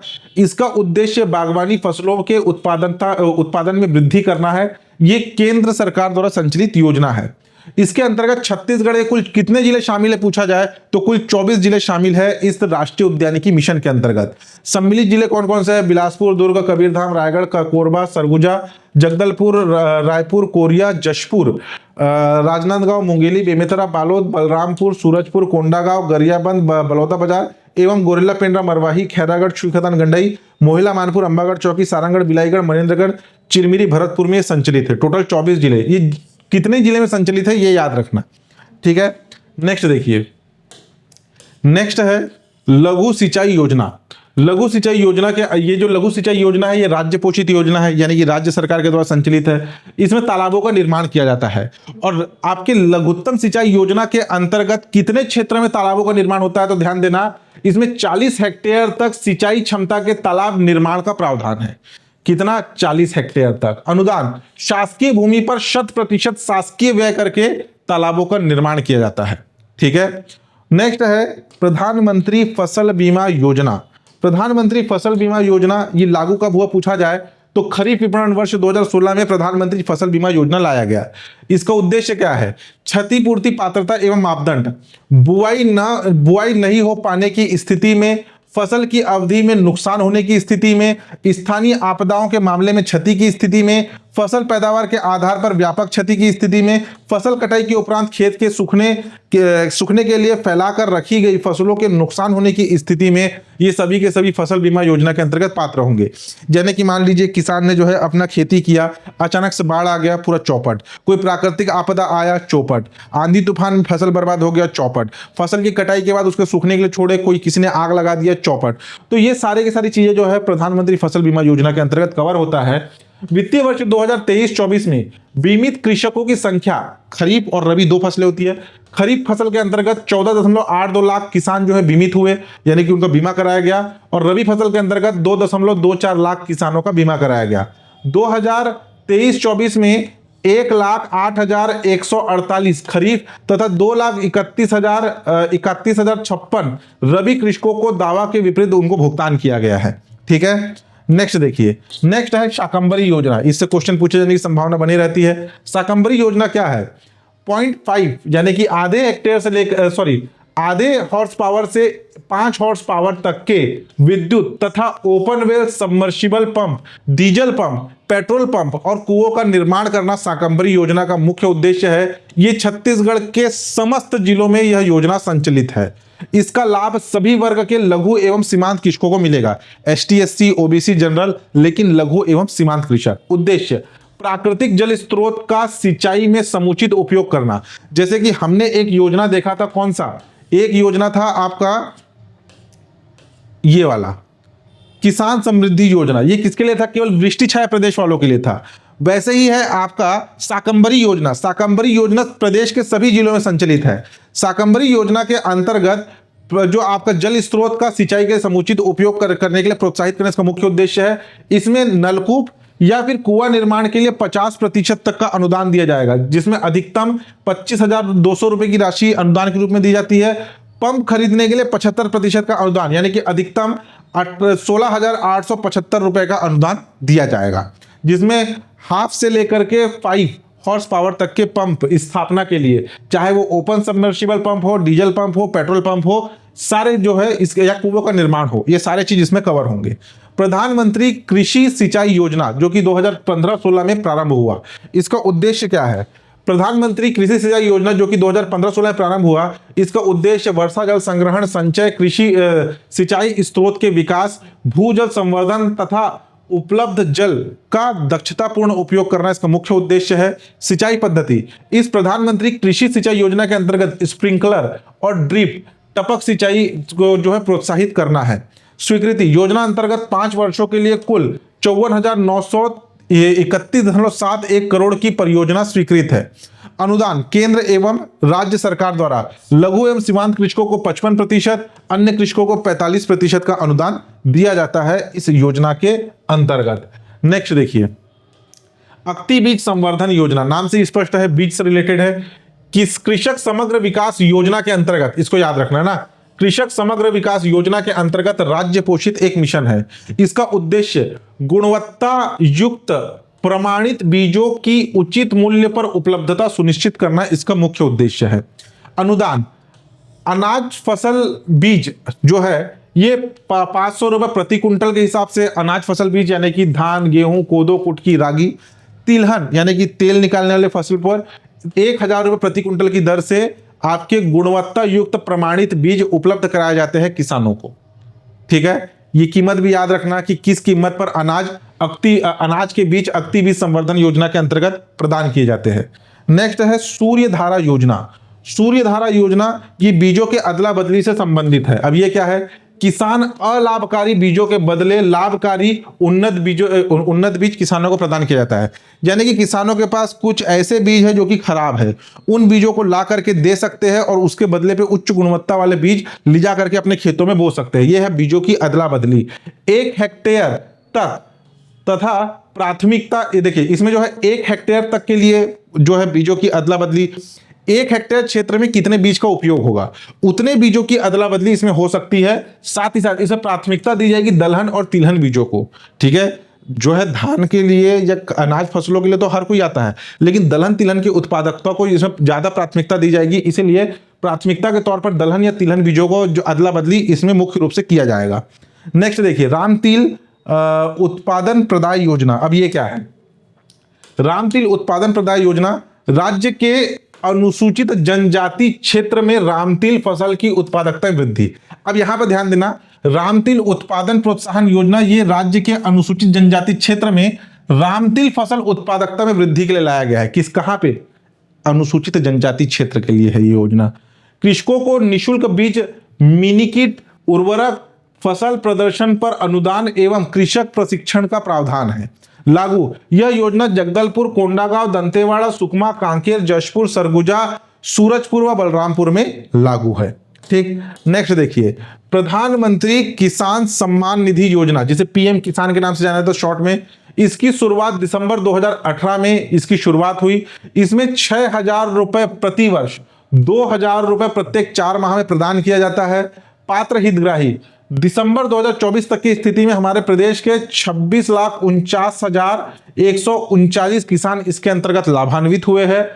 इसके अंतर्गत देखिए, किसान परिवार जिनका नाम भू अभिलेख में दर्ज है तथा अपवर्जन की श्रेणी में नहीं आते, उन्हें इस योजना का लाभ मिलता है। दिसंबर 2024 तक के आंकड़ों को याद रखना। इसमें 2,000 रुपए 4 माह में प्रदान किए जाते हैं, यानी कि हर 4 माह में 2,000 रुपए प्रदान किया जाता है। कुल 6,000 रुपए 1 साल में मिलता है। नेक्स्ट देखिए, नेक्स्ट है प्रधानमंत्री सॉइल हेल्थ कार्ड योजना। प्रधानमंत्री सॉइल हेल्थ कार्ड योजना इसकी शुरुआत हुई थी आपका 19 फरवरी 2015। इसका नाम परिवर्तन किया गया कब? वित्तीय वर्ष 2021-22 में भारत सरकार ने इसका नाम परिवर्तित करके भूमि पोषण अभियान कर दिया है। इसका उद्देश्य इस योजना के माध्यम से मिट्टी की गुणवत्ता का अध्ययन करके किसानों को लाभ पहुंचाने के उद्देश्य से प्रत्येक 2 वर्ष में एक बार सॉइल हेल्थ कार्ड उपलब्ध कराया जाता है। 2023-24 से 2025-26 तक प्रत्येक 33 जिलों के चयनित ग्राम पंचायतों में से 200 नमूना संग्रहण विश्लेषण कर किसानों को सॉइल हेल्थ कार्ड वितरित किया गया है। नेक्स्ट देखिए, नेक्स्ट है सौर सुजला योजना। सौर सुजला योजना क्या है, इसको ध्यान समझना। 1 नवंबर 2016 को सौर सुजला योजना की शुरुआत हुई। इसका उद्देश्य विद्युत विहीन खेतों में सौर सिंचाई पंपों को अंशदान पर स्थापित करना, ये जो है इसका मुख्य उद्देश्य है। प्राथमिकता प्रदान करना इसका मुख्य उद्देश्य है। ऐसे क्षेत्र जहां पे इलेक्ट्रिसिटी नहीं पहुंची है, वहां पर सौर सिंचाई यानी कि सोलर पावर के जरिए जो आपके पंप चलते हैं, सिंचाई पंप, उसको जो है अंशदान पर स्थापित करने को प्राथमिकता देना है। स्थापना योजना अंतर्गत राज्य के सभी जिलों में अब तक की स्थिति में सोलर पंपों की स्थापना हो चुकी है। 1,58,997 सोलर पंप। सोलर पंपों से सिंचित कृषि भूमि है 1,90,976 हेक्टेयर प्रति वर्ष, इतनी क्षमता का पंप लगे हुए हैं। सर्वाधिक सोलर पंप स्थापित किया गया है कोंडागांव जिले में 13,697 पंप। न्यूनतम सोलर पंप स्थापित है सारंगढ़ बिलाईगढ़ में मात्र 200 सोलर पंप। ठीक है, इसे भी याद रख लेना। यानी कि सोलर पंपों के माध्यम से सिंचित कृषि भूमि कितनी है, 1,90,676 हेक्टेयर प्रति वर्ष। ठीक, विशेष की अगर हम बात करें तो इस सौर सुजला योजना के अंतर्गत अनुसूचित जाति अनुसूचित जनजाति वर्ग के 64.13%, अन्य पिछड़ा वर्ग के 27.13% और सामान्य वर्ग के 8.74% किसानों कृषकों के यहां सोलर पंप की स्थापना की जा चुकी है। देखो, सोलर पंप की यहां पे क्षमता दी गई है और यहां पर अंशदान, जो अंशदान प्रदान किया जाता है सरकार के द्वारा, वो दिया गया है। 3 हॉर्स पावर तक के पंप पर अनुसूचित जाति जनजाति वर्ग को 7,000 रुपए, अन्य पिछड़ा वर्ग को 12,000 रुपए, जनरल वर्ग को 18,000 रुपए का अंशदान दिया जाता है। कथन आधारित प्रश्न ही बन सकता है, स्टेटमेंट वाला भी प्रश्न बन सकता है। 5 हॉर्स पावर तक के जो सोलर पंप स्थापित करने के लिए अनुसूचित जाति जनजाति को 10,000 रुपए, अन्य पिछड़ा वर्ग को 15,000 रुपए और आपके सामान्य वर्ग को 20,000 रुपए के अंशदान का प्रावधान है।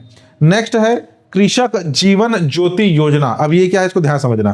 कृषक जीवन ज्योति योजना ये प्रारंभ हुआ 2 अक्टूबर 2009 को। उद्देश्य कृषि पंपों के विद्युत खपत पर छूट, इसका मुख्य उद्देश्य है। हितग्राही 7.60 लाख पात्र हितग्राही है अगस्त 2024 तक की स्थिति में। बिजली बिल में इसमें छूट प्रदान किया जाता है। किसान जो आपकी कृषि के लिए जो पंप यूज करते हैं, तो पंप के उपयोग पर उनको छूट मिलता है।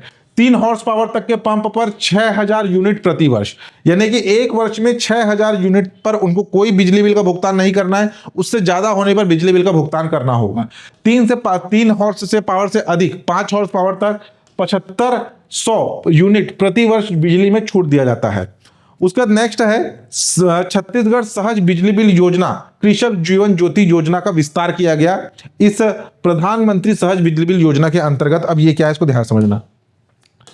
कृषि पंपों के बिजली बिल का टैरिफ रेट के स्थान पर फ्लैट रेट। टैरिफ रेट क्या होता है, जैसे कि सरकार जो है आपके एक यूनिट पर 3 रुपए, 4 रुपए, 5 रुपए लेती है आपके यूज के हिसाब से। ये क्या है, टैरिफ रेट। जितने यूनिट आप जलाएंगे उतना आपको पैसा देना पड़ेगा। एक आता है फ्लैट रेट। फ्लैट रेट यानी कि आप कितना भी बिजली आप उपयोग करें, आपको उतना अमाउंट, सेट अमाउंट जो है आपको देना पड़ेगा बिजली बिल के तौर पे। ग्रामीण क्षेत्र में अक्सर होता है। देखिए यहां पर दिया गया क्षमता, पंपों की संख्या, फ्लैट बिजली बिल की दर। ठीक, जैसे कि उसमें जो है 6,000 यूनिट, जो हमने पहले देखा 6,000 यूनिट तक छूट है। 6,000 यूनिट के बाद जितना भी होगा उतने यूनिट के हिसाब से उनको पैसा देना पड़ेगा टैरिफ रेट के हिसाब से। यहां पर आ रहा है फ्लैट रेट। फ्लैट रेट क्या है, अगर 5 हॉर्स पावर तक या उससे कम कि आप पंप यूज कर रहे हैं, कृषि के लिए जो पंप यूज कर रहे हैं, उसके पहले और दूसरे पंप पर 200 रुपए प्रति हॉर्स पावर प्रति माह देना पड़ेगा। 5 हॉर्स पावर तक या उससे कम तीसरे, चौथे या अन्य, यानी कि कोई किसान 3, 4, 5 भी पंप यूज कर सकता है, उस पर 300 रुपए प्रति हॉर्स पावर प्रति माह देना पड़ेगा। 5 हॉर्स पावर से ज्यादा का अगर पंप है, 5 हॉर्स पावर या उससे ज्यादा के लिए पहले और दूसरे पंप पर 200 रुपए प्रति हॉर्स पावर प्रति माह। 5 हॉर्स पावर से ज्यादा के लिए तीसरे, चौथे या अन्य पर 300 रुपए प्रति हॉर्स पावर प्रति माह का भुगतान करना होगा। यह है टैरिफ रेट के स्थान पर फ्लैट रेट। योजना का नाम क्या है, योजना का नाम है आपका छत्तीसगढ़ सहज बिजली बिल योजना, कृषक जीवन ज्योति योजना। ठीक, नेक्स्ट देखिए प्रधानमंत्री मत्स्य संपदा योजना छत्तीसगढ़, इसे लागू किया गया छत्तीसगढ़ में 2020-21 में। ये है क्या, मत्स्य क्षेत्र पर केंद्रित एक सतत विकास योजना है। इसे कार्यान्वित किया जा रहा है 2020-21 से लेकर के 2024-25 तक 5 वर्ष की अवधि के लिए सभी राज्य एवं संघ शासित प्रदेशों में इसे कार्यान्वित किया गया। उद्देश्य अंतर्देशीय मत्स्य पालन एवं मत्स्य पालन के लिए पोस्ट हार्वेस्ट प्रबंध के व्यापक क्षेत्र किसानों की आय दुगना करना इसका मुख्य उद्देश्य है। लागत वहन 60-40, केंद्र सरकार जो है 60% और राज्य सरकार जो है 40% लागत वहन करेगी। इसमें अनुदान दिया जाता है। अनुदान देखिए, मत्स्य पालकों को योजना अंतर्गत संचालित विभिन्न कार्यक्रमों के अंतर्गत अनुदान प्रदान किया जाएगा। सामान्य श्रेणी हितग्राहियों को इकाई लागत का 40%, अनुसूचित जाति जनजाति महिला हितग्राहियों को इकाई लागत का 60% इसके अंतर्गत योजना अंतर्गत संचालित विभिन्न कार्यक्रमों में भुगतान किया जाएगा। नेक्स्ट है कृषि यांत्रिकरण योजना। कृषि यांत्रिकरण योजना प्रदेश के लघु सीमांत कृषकों को किराए पर उन्नत कृषि यंत्र उपकरण उपलब्ध कराने के साथ साथ ग्रामीण क्षेत्र के युवाओं को स्वरोजगार उपलब्ध कराना कृषि यांत्रिकरण का मुख्य उद्देश्य है। योजना क्या है? विभिन्न कृषि कार्यों के सुगमता पूर्वक एवं उचित समय पर पूर्ण कर उत्पाद में वृद्धि करना इसका मुख्य उद्देश्य है। स्थापना कृषि यंत्र सेवा केंद्र एवं फॉर्म मशीनरी बैंक की स्थापना की जाती है। कृषि यांत्रिकरण के अंतर्गत स्थापित राज्य में अब तक 3872 कृषि सेवा केंद्र की स्थापना की जा चुकी है। ध्यान देना, इसमें वित्तीय सहायता प्रदान की जाती है। जैसे बात किया गया है ग्रामीण क्षेत्र के युवाओं को स्वरोजगार देना। अगर कोई ग्रामीण युवा कृषि सेवा यंत्र सेवा केंद्र स्थापित करना चाहता है तो लागत राशि 25 लाख पर अनुदान प्रदान किया जाएगा 10 लाख रुपए। अगर सेवा केंद्र स्थापित करने पर 10 लाख रुपए की लागत आ रही है तो उसमें 4 लाख रुपए अनुदान प्रदान किया जाएगा। वैसे ही फॉर्म मशीनरी बैंक स्थापना हेतु चयनित ग्रामों में लागत राशि 10 लाख रुपए है तो उसमें 8 लाख रुपए अनुदान प्रदान किया जाएगा। यह है कृषि यांत्रिकरण। नेक्स्ट देखिए, एक मार्ग नेट पोर्टल। ये क्या है? ये योजना marketing research and information network Bharat सरकार के द्वारा एक मार्ग नेट पोर्टल चलाया जा रहा है। इसका क्रियान्वयन कंप्यूटर के माध्यम से मंडियों की दैनिक आवक एवं भाव की जानकारी पोर्टल पर नियमित रूप से प्रेषित की जा रही है। एक मार्ग नेट पोर्टल पर माह 2006 से जानकारी प्रेषित करने के निर्देश प्राप्त हुए थे। छत्तीसगढ़ वर्तमान में प्रदेश के 69 कृषि उपज मंडी तथा 121 उप मंडी की जानकारी पोर्टल पर नियमित रूप से प्रेषित हो रही है। यानी कि किसी कृषि मंडी में कितने कृषि उपज का आवक हुआ, कितने बिके, उसका कीमत क्या है, उसका नियमित अपडेट किया जाता है एक मार्ग नेट पोर्टल के माध्यम से। कब से किया जा रहा है? 2006 से। ठीक, नेक्स्ट देखिए, नेक्स्ट है कृषि अधोसंरचना विकास। कुछ आपके है उसको ध्यान देना। एग्रोमार्ट या सी मार्ट, इसका ये जो है धमतरी में अनुबंधित है आपका resurgent India limited Gurgaon Haryana के द्वारा। उर्वरक गुणवत्ता नियंत्रण प्रयोगशाला, यानी कि जो उर्वरक है, उर्वरक की गुणवत्ता, उसका जो गुणवत्ता नियंत्रण प्रयोगशाला ये कहां पर है? आपका रायगढ़ और राजनांदगांव में। कृषि यंत्र परीक्षण प्रयोगशाला रायपुर में। बीज गुण नियंत्रण प्रयोगशाला रायपुर में। बीज परीक्षण प्रयोगशाला बिलासपुर, जगदलपुर, अंबिकापुर में। सब्जी बीज प्रगुणन क्षेत्र यह है रायपुर के बाना में और दुर्ग के राजपुर में। पौधा संरक्षण औषधि एवं गुण नियंत्रण प्रयोगशाला राजनांदगांव और रायपुर में संचालित है। प्रदेश में कृषि उपज मंडी और उप मंडियों की संख्या, मंडियों की संख्या है आपका 69 और उप मंडियों की संख्या है 121। ठीक, इसे याद रखना। नेक्स्ट देखिए, सिंचाई परियोजना। सिंचाई परियोजना की बात करें तो सबसे पहले नंबर पर है अरपा भैंसाझर परियोजना। अरपा भैंसाझर परियोजना ये निर्मित है आपके बिलासपुर कोटा के भैंसाझर ग्राम में। इसके अंतर्गत इस सिंचाई परियोजना के अंतर्गत लाभान्वित है बिलासपुर का कोटा, बिल्हा और तखतपुर। इसकी प्रस्तावित सिंचाई क्षमता है 25,000 हेक्टेयर। सृजित सिंचाई क्षमता अब तक जो है नवंबर 2024 तक की स्थिति में कुल इसकी प्रस्तावित यानी कि मैक्सिमम कैपेसिटी कितनी है? 25,000 हेक्टेयर, जिसमें से 13,500 हेक्टेयर का सृजन किया जा चुका है। मिनी माता बांगो या हसदेव बांगो, ये कोरबा के बांगो ग्राम में ये आपका परियोजना निर्मित है। इसके अंतर्गत कोरबा, जांजगीर चांपा और रायगढ़ जिले इसके अंतर्गत लाभान्वित है। इसका प्रस्तावित सिंचाई क्षमता है 4,20,796 हेक्टेयर और ये पूरा का पूरा सृजित किया जा चुका है, यानी कि पूरा इसका लाभ लिया जा रहा है।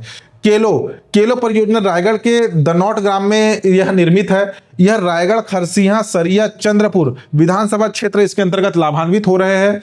इसकी सिंचाई क्षमता 22,810 हेक्टेयर है, जिसमें से 17,972 हेक्टेयर पर जो है निर्माण हो चुका है, यानी कि इतना सृजित किया जा चुका है। सिद्ध बाबा जलाशय जो कि लमती नदी पर निर्मित है, यह जो है खैरागढ़ छुई खदान गंडई के आपके उर्तुली ग्राम में यह निर्मित किया जा रहा है। खैरागढ़ दुर्ग बेमेतरा जिला इसके अंतर्गत लाभान्वित होंगे। इसका जो प्रस्तावित सिंचाई क्षमता है 1840 हेक्टेयर।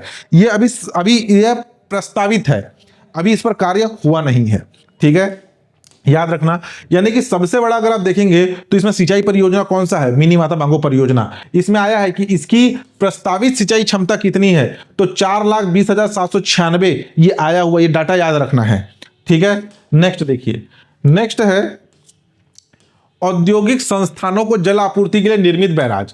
जैसे कि आप सभी को पता होगा कि जितने भी बड़े बड़े इंडस्ट्री होते हैं, जितने भी बड़े बड़े प्लांट होते हैं, उसमें पानी की आपूर्ति, पानी की सप्लाई जरूरी है। तो कुछ ऐसे बैराज जो कि किसी उद्योग को जल आपूर्ति करते हैं, जैसे कि समोदा बैराज ये कहां पर स्थित है, रायपुर में। ये इससे एक प्लांट जो है, देखिए लाभान्वित उद्योगों की संख्या, इससे किसी एक उद्योग को यानी कि किसी एक इंडस्ट्री को पानी की सप्लाई होती है। इंडस्ट्री कौन सा है वो इंपॉर्टेंट नहीं है, बस देखते जाइए। शिवरी नारायण बैराज जो है जांजगीर चांपा में है, इससे 2 उद्योग लाभान्वित हो रहे हैं। बसंतपुर बैराज जांजगीर चांपा 1, मिरौनी बैराज शक्ति जिला। देखो इसमें क्या पूछा जाएगा कि ये बैराज किस जिले में स्थित है। मिरौनी बैराज कहां है, शक्ति जिले में। बसंतपुर जांजगीर चांपा, शिवरी नारायण जांजगीर चांपा, समोदा रायपुर, साराडीही शक्ति, कलमा रायगढ़, ये इंपॉर्टेंट है। और यहां ध्यान देना, ये जो 6 आपके बैराज है, ये औद्योगिक संस्थानों को जल आपूर्ति करते हैं। 6 औद्योगिक बैराज, इन्हें औद्योगिक बैराज कहा जाता है। तो हमारे प्रदेश में औद्योगिक बैराज की संख्या कितनी है, 6, ठीक। तो टोटल इन 6 बैराज के माध्यम से 14 उद्योगों को जल आपूर्ति होती है। नेक्स्ट देखिए, नेक्स्ट है ग्रामोत्थान योजना। ग्रामोत्थान योजना 2006-7 से इस योजना को प्रारंभ किया गया। राज्य शासन द्वारा संचालित योजना है। इसका उद्देश्य राज्य में पशु नस्ल सुधार द्वारा कृषकों की आमदनी में वृद्धि करना है। ग्रामोत्थान योजना उन्नत नस्ल के सक्षम तथा ताकतवर पशुओं के विकास करने हेतु चारावाहों के माध्यम से कृत्रिम गर्भाधान किया जाता है पशुओं का, ग्रामोत्थान योजना के अंतर्गत। 2024-25 के कुल 1.33 लाख कृत्रिम गर्भाधान या बधियाकरण कार्य के लक्ष्य के विरुद्ध 20 लाख रुपए प्रावधानित है, ठीक। नेक्स्ट देखिए, नेक्स्ट है आपके छत्तीसगढ़ पशु उत्पाद उपलब्धता, यानी कि पशु के माध्यम से दूध मिलता है, पशु यानी कि मुर्गियों के माध्यम से जो अंडा मिलता है, पशुओं से मांस मिलता है, पशुओं से यानी कि भेड़ से ऊन मिलता है, तो वह पशु उत्पाद उपलब्धता। ये एक रिपोर्ट आया 2024 में, जिसे बुनियादी पशुपालन सांख्यिकी कहा जाता है। तो छत्तीसगढ़ मूलभूत पशुपालन सांख्यिकी 2024 के आधार पर यहाँ पे 28 जिलों में केंद्रीय एकीकृत न्यायदर्श सर्वेक्षण कार्यक्रम 2023-24 के आंकड़े, यानी कि इसमें 28 जिलों को शामिल किया गया है। दुग्ध उत्पादन की बात करें तो छत्तीसगढ़ में वित्तीय वर्ष 2023-24 में दुग्ध उत्पादन रहा 2128 हजार टन, इतना दूध को उत्पादन हुआ। और छत्तीसगढ़ में प्रति व्यक्ति, एक व्यक्ति को एक दिन में कितना दूध उपलब्ध होता है, तो 193 ग्राम दूध उपलब्ध होता है। अंडा उत्पादन की बात करें तो वित्तीय वर्ष 2023-24 में 23,605 लाख अंडे का उत्पादन हुआ। और प्रदेश में प्रति व्यक्ति अंडा उत्पादन है आपका 78 अंडा प्रति वर्ष, ठीक है, एक व्यक्ति को, ये वर्ष में है। मांस उत्पादन हुआ 57.54 हजार टन, जिसमें प्रति व्यक्ति मांस उपलब्धता है 1.9 kg प्रति वर्ष। ऊन का उत्पादन हुआ 75.29 हजार किलोग्राम, ये इतना उत्पादन हुआ ऊन का, इसको याद रख लेगा लमसम में। नेक्स्ट देखिए, 2023-24 में देश में पशुधन उत्पादों में वृद्धि, पशुपालन व डेयरी मंत्रालय के अंतिम आंकड़े। देखिए अभी तो हमने छत्तीसगढ़ का देखा, अब हम देखते हैं कि भारत में क्या स्थिति रहा। सबसे पहले नंबर पर है आपका दूध का उत्पादन, 239.30 मिलियन टन दूध का उत्पादन हुआ भारत में, अखिल भारतीय स्तर पर भारत के विभिन्न राज्यों और केंद्र शासित प्रदेशों में। भारत में प्रति व्यक्ति दूध उपलब्धता है 471 ग्राम प्रतिदिन। और शीर्ष भारत के जो शीर्ष 5 उत्पादक राज्य, दुग्ध उत्पादक राज्य कौन से है, तो सर्वाधिक दूध का उत्पादन होता है उत्तर प्रदेश में, उसके बाद है राजस्थान, उसके बाद है मध्य प्रदेश, फिर गुजरात, फिर महाराष्ट्र। इसको याद रखना, अभी एडीओ के एग्जाम में काम आएगा। अंडा उत्पादन हुआ 142.77 बिलियन टन। यहां पे बात हो रही है बिलियन की, यहां पे बात हो रही थी मिलियन की। बिलियन टन, 142.77 बिलियन टन अंडे का उत्पादन हुआ। पूरे भारत भर में 103 अंडा प्रति वर्ष प्रति व्यक्ति उपलब्ध होता है। सर्वाधिक अंडा उत्पादित राज्य कौन सा है, आंध्र प्रदेश, सेकंड नंबर पर तमिलनाडु, थर्ड नंबर पर तेलंगाना, फोर्थ में पश्चिम बंगाल और फिफ्थ में है कर्नाटक। मांस का उत्पादन हुआ भारत में 10.25 मिलियन टन, जिसमें प्रति व्यक्ति उपलब्धता है भारत में 7.39 किलोग्राम प्रति वर्ष। सर्वाधिक मांस का उत्पादन पश्चिम बंगाल, सेकंड नंबर पर उत्तर प्रदेश, थर्ड नंबर पर महाराष्ट्र, फोर्थ में तेलंगाना, फिफ्थ में है आंध्र प्रदेश। ऊन का उत्पादन हुआ 33.69 मिलियन किलोग्राम ऊन का उत्पादन हुआ। सर्वाधिक ऊन का उत्पादन राजस्थान, सेकंड नंबर पर जम्मू कश्मीर, थर्ड नंबर पर गुजरात, फोर्थ में महाराष्ट्र और पांचवें नंबर पर है हिमाचल प्रदेश। अब यहां पर कुछ इंपॉर्टेंट नोट दिया हुआ है, उसे ही पढ़ लीजिए। देखिए, दूध उत्पादन के मामले में भारत का विश्व में पहला तथा अंडा उत्पादन के मामले में दूसरा स्थान है। ये इंपॉर्टेंट आंकड़े एडीओ के हिसाब से याद रखना। पूरे दुनिया में दूध उत्पादन के मामले में भारत पहले नंबर पर है, अंडा उत्पादन के मामले में दूसरे नंबर पर है। प्रकाशन के अनुसार पूर्व वर्ष की तुलना में बीते वर्ष 2023-24 में राज्यों में दूध उत्पादकता में वृद्धि 9.76% की वृद्धि पश्चिम बंगाल में दर्ज की गई। इसके पश्चात क्रमशः झारखंड और फिर छत्तीसगढ़ है। पिछले वित्तीय वर्ष की तुलना में इस साल सर्वाधिक दूध उत्पादन में वृद्धि पश्चिम बंगाल में हुई, सेकंड नंबर पर झारखंड और थर्ड नंबर पर छत्तीसगढ़। 8.62% की वृद्धि दर्ज की गई है, किसमें, दूध उत्पादन में। तो छत्तीसगढ़ के इस आंकड़े को भी याद रख लेना।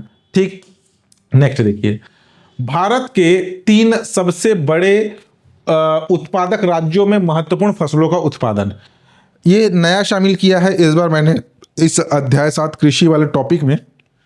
देख लीजिए, कई बार इससे भी क्वेश्चन आता है। सबसे पहले खाद्यान्न, खाद्यान्न के अंतर्गत चावल, गेहूं, मक्का, मोटे अनाज आते हैं। तो सर्वाधिक चावल का उत्पादन, देखिए यहां पे कितना उत्पादन हुआ मिलियन टन में, अखिल भारतीय स्तर पर उसका प्रतिशत क्या है, यानी कि अखिल भारतीय स्तर पर तेलंगाना में कितने प्रतिशत आपके चावल का उत्पादन हुआ, उत्तर प्रदेश में कितना हुआ, इसको पढ़ सकते हैं तो अच्छा है, नहीं पढ़ सकते तो कम से कम टॉप 3 आपके सबसे बड़े राज्य फसल के आधार पर कौन कौन से, उसको याद रखना।